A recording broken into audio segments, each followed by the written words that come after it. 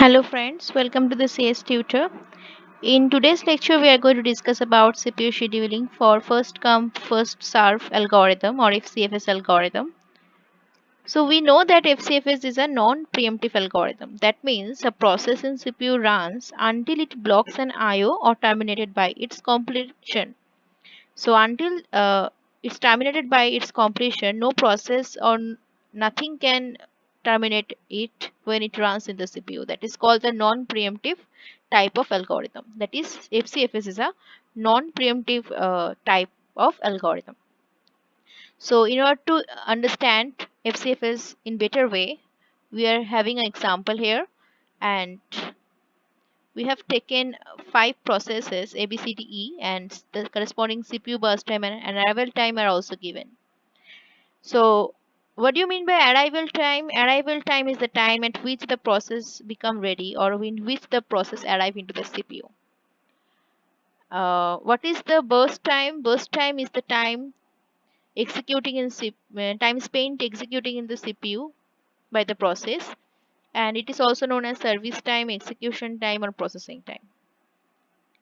So, in order to solve this FCFS uh, FCFS scheduling problem, we have to take a Gantt chart. So, if you don't know what is Gantt chart, friend, Gantt chart is a uh, chart, or you can say that Gantt chart helps us to find out the execution time period of the process. To show the execution time period of the process, we use this Gantt chart. Okay, so it generally starts from 0, and corresponding arrival time as given is given for each process. We will make the Gantt chart according to their arrival time. Okay, so how to do that? First of all, see that which process has come first in the CPU, or you can say in the other words that which process has less arrival time.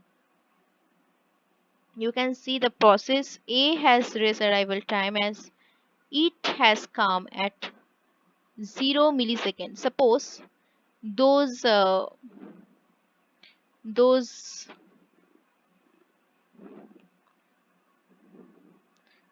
times are given in millisecond. Okay, let us assume the times are given in millisecond.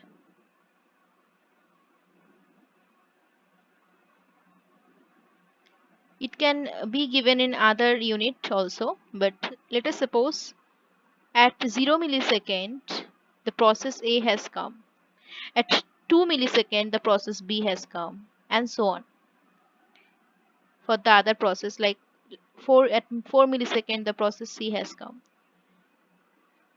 So as A has come first to the CPU, as it has less arrival time, that is 0, we will assign A to the CPU first. We will assign it A to the Gantt chart first. And how much time it will take to execution? For execution, how much time it will take to execute? It will take 3 milliseconds. You see here it is written, it will take 3 milliseconds. So from 0 millisecond to 3 millisecond.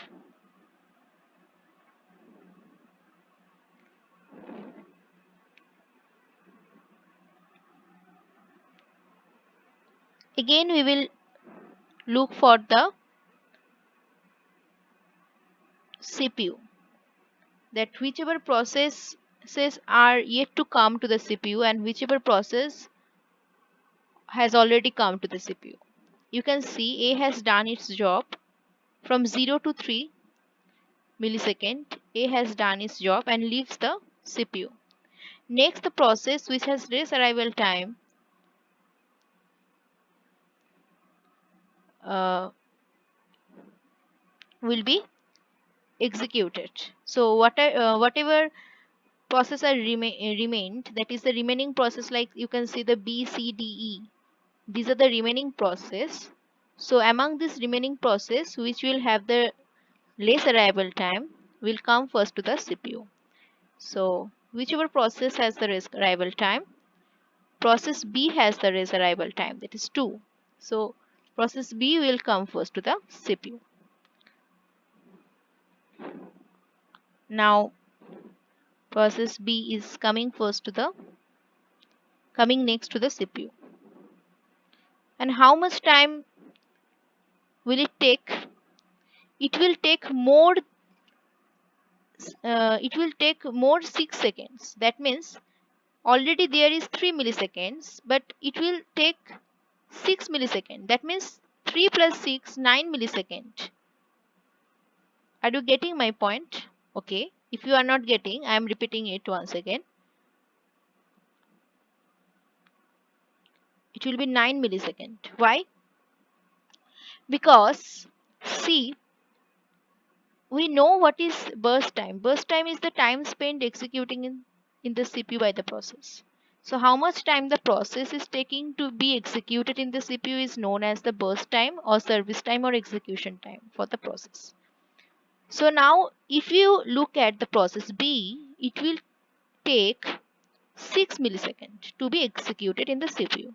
So already process A has been finished at 3 milliseconds and process B is now starting from the 3 milliseconds. As process B is starting from 3 milliseconds, so it will take 6 milliseconds. So from 3 to 9 milliseconds, it will be executed. Next, the process C has the less arrival time than the other remaining process. The other remaining process are CDE, and among the other remaining process CDE, C has the less arrival time, that is 4. So C will come first to the CPU. So now C is entering to the CPU. So how much time will it be executed? It will be executed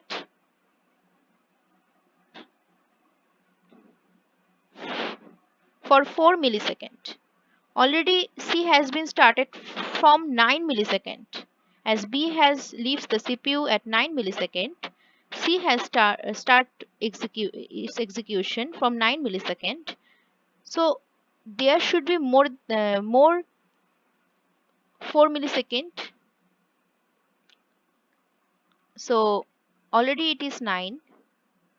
So more 4 are needed. So it is 13 milliseconds.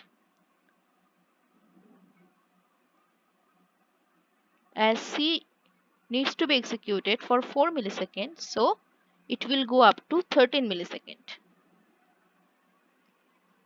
Next, the remaining processes are D and E. Among this D and E, whichever process has the less arrival time will come first to the CPU. So among 6 and 8, you can see 6 is less than 8. So 6 millisecond. So who has the 6 millisecond? Process D has 6 milliseconds. So process D will come to the CPU.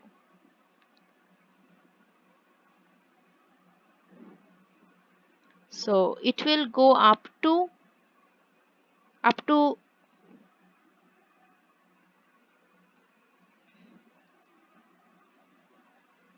18 millisecond because process D has the burst time. Process D has the burst time 5 millisecond. So it will go up to 18 millisecond. Okay. It is 18 millisecond. Next, only one process remains in the ready queue. So now process E will come and E will be executed for 2 milliseconds. So it will go up to 20 milliseconds.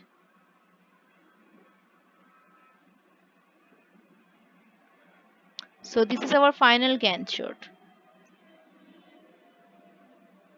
Hopefully you have understood this thing. Now it is the time for calculating uh, the turnaround time and waiting time. If you will be able to calculate the turnaround time, you can easily calculate the average turnaround time by dividing the number of process. The sum will be divided by the number of process. The total turnaround time, the sum of total turnaround time will be divided by the number of process, and you will definitely get the turnaround time, average turnaround time. Okay. So in order to get the turnaround time for each process,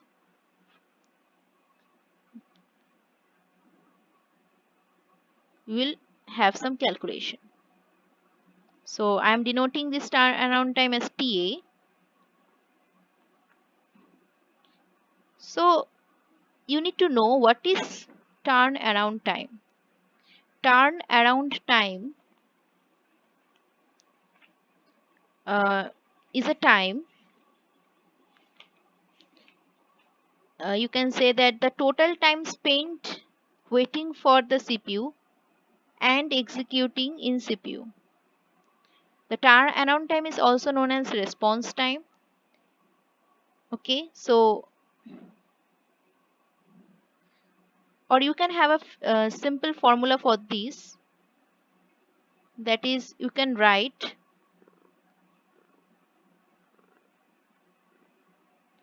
finish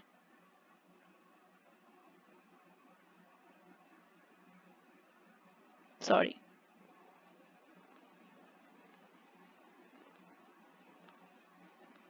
finish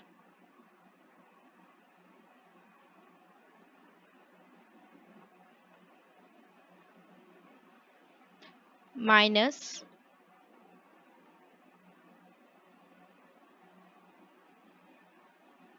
arrival. Okay, so turnaround time is basically nothing but finish minus arrival.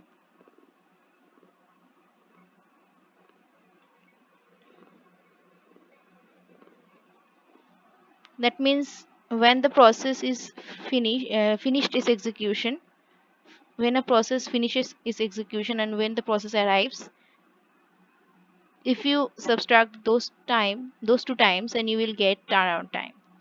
There is another formula for turnaround time.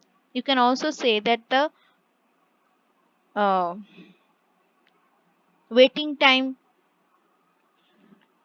plus service time or burst time is known as turnaround time.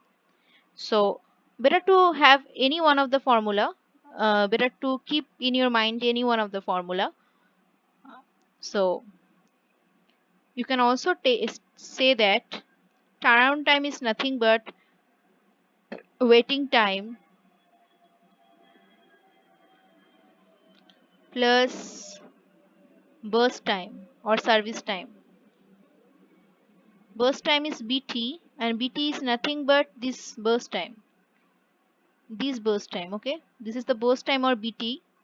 So waiting time plus burst time. What is waiting time? Waiting time means waiting time means the time spent waiting for CPU to complete the execution of a process.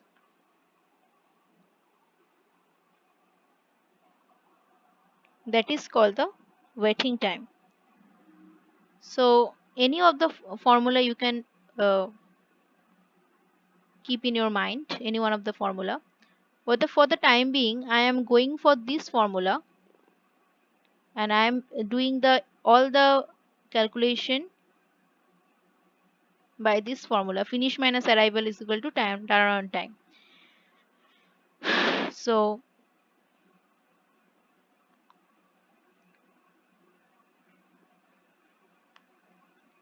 for process A,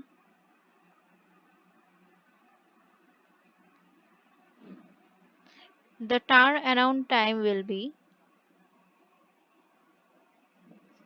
what? Finish minus arrival. That means it finishes at time 3, it finishes at 3 millisecond, but it arrives at 0 millisecond. So the turnaround time for process A is 0. Okay. So the turnaround time for process A is 0. So I'm writing, say I am calculating the average turnaround time. So I will have the summation of all the turnaround time, then divided by the number of process. So I'm going to calculate the average TA.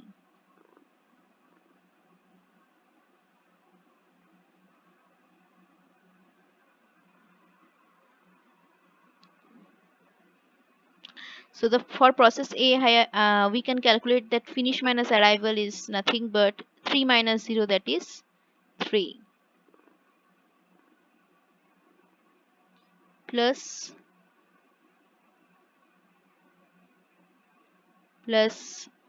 for the process B, you can see it finishes at 9 millisecond, it arrives at 3 milliseconds. So it will be, sorry, for process B, it finishes at 9 millisecond, but it arrives at 2 millisecond. You can see it arrives at 2 millisecond. You have to consider this arrival time. Okay, these are the arrival time. As for process A has actually arrived at 0 millisecond, and process A finishes its execution at 3 milliseconds. So 3 minus 0 is 3. Next, for process B, it completes its execution at 9 millisecond, but it arrived at 2 milliseconds. So 9 minus 2 equal to 7.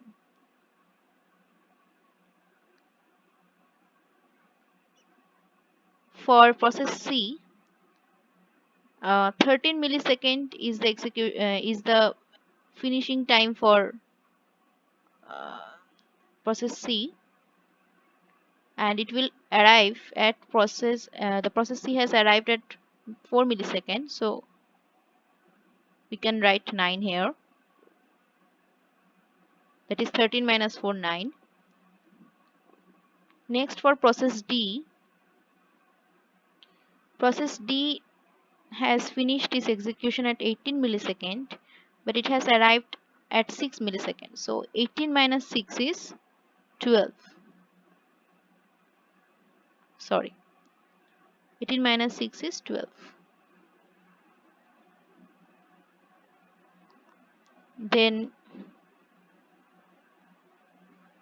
for process E has arrived at 8 millisecond, but it has finished its execution at 20 milliseconds. So 20 minus 8 is 12.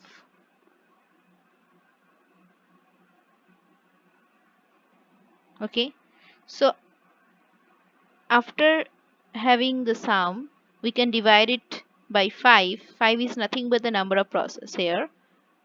Number of processes are 5. So you will get the turnaround time approximately 8.6 millisecond.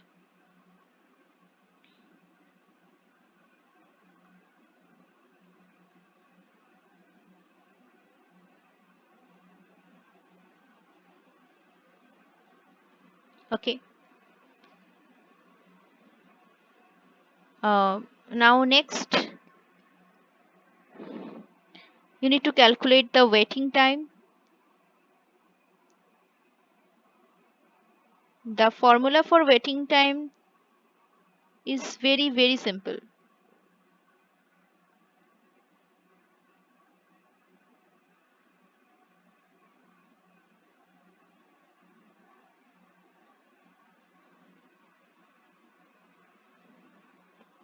Waiting time is nothing but, you can see from this formula, turnaround time equal to waiting time plus burst time. So what will be the waiting time? Waiting time will be turnaround time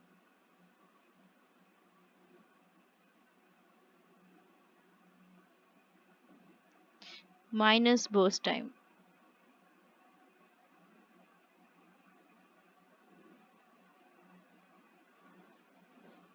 Okay. So for process, if we calculate the uh, average waiting time, so for all the processes, we have to find out the waiting time, and then we can have the average of waiting time. So in order to do that, we're writing here average waiting time.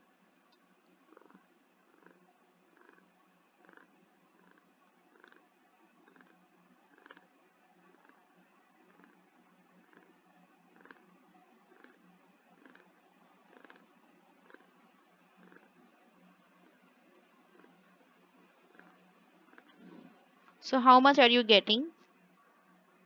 See, for process A, what is the waiting time? Turnaround time minus burst time. What is the turnaround time? That is 3. What is the burst time? That is 3. So that is 0 plus, for process B, what is the turnaround time? That is 7. Here you can see we have already calculated the turnaround time for process B, that is 7. So 7 minus 6, that is 1. Next, for process C, what is the turnaround time? That is 9. And what is the burst time? That is 4. So 9 minus 4, that is 9. This 9 minus 4, that is turnaround time minus burst time, that is 5.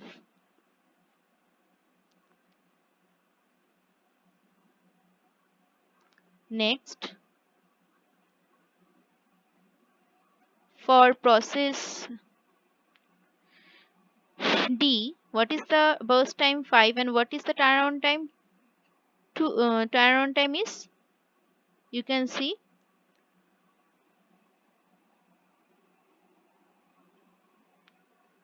13. So 13 minus, so turnaround time is 12. 12, sorry, the turnaround time for process D is 12. And what is the turnaround time for process D? That is 5. So 12 minus 5 is 7. What is the turnaround time for process E? That is 12. And what is the burst time for process E? That is 2. So it will be 12 minus 2, that is 10.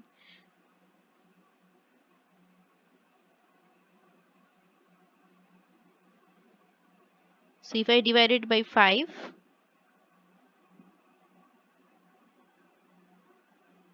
5 is nothing but the number of processes here. 5 processes are given. As we are having, as we are finding the average waiting time, so as we are doing the average, so we are dividing it by the number of processes. So it is 4.6 millisecond.